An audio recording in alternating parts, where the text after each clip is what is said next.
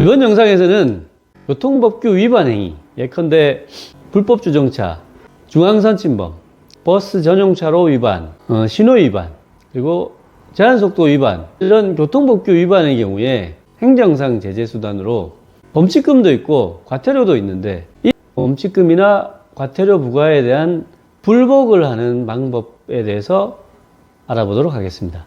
교통법규 위반 사실 자체를 인정할 수 없거나, 아니면 교통법규 위반 사실이 있다 하더라도 그 위반 행위에 정당한 사유가 있어서 범칙금이나 과태료 부과 사실 자체를 다투고 싶을 경우에는 별도의 불복 절차를 거쳐야 됩니다. 그래서 범칙금이 부과됐을 때 기한 내에 납부하지 않으면 20%의 가산금이 부과돼서 20일 내에, 그 기한 이후 20일 내에 20%의 가산금을 납부하도록 가산금이 부과되고, 가산금 포함 범칙금 납부 시한까지도 납부하지 않으면 경찰서장이 법원에 통보를 해서 즉결심판 절차에 따라서 심판을 받아야 됩니다. 즉결심판 절차는 20만 원 이하의 벌금, 구류, 과료에 해당하는 경미한 사건에 대해 규정된 절차인데요. 통상적인 형사재판과 달리 검사가 없고 경찰서장의 청구에 따라서 법원의 순회판사가 약식 절차에 따라서 심판을 진행하고 결정을 내리게 됩니다.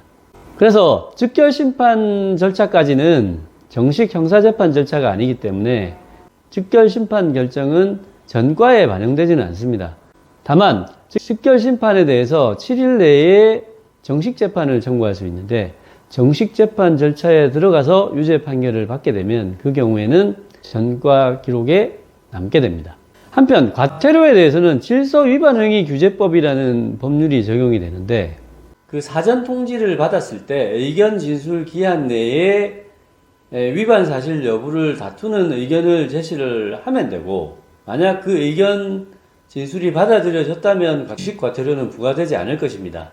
그런데 차량 소유주의 이의 제기에 대해서 정식 과태료가 부과되었다면, 과태료 부과에 대해서 60일 내에 이의를 제기하면 법원에 통보될 당시에 차량 소유주의 주소지 관할 법원에서 과태료 재판을 통해서 법원이 결정을 내리게 됩니다. 그래서 그 결정에 대해서 불복이 있으면 다시 항고, 재항고 절차를 거쳐서 결론이 나게 됩니다. 한편 30만 원 이상의 과태료의 경우 납부기한 고지 후 60일 이상 경과한 경우에는 강제집행의 일환으로 그 자동차 번호판에 대한 영치가 가능합니다. 그러니까 그 자동차의 번호판을 강제적으로 떼올 수 있기 때문에 그 자동차의 운행 자체가 불가능해지는 것이죠.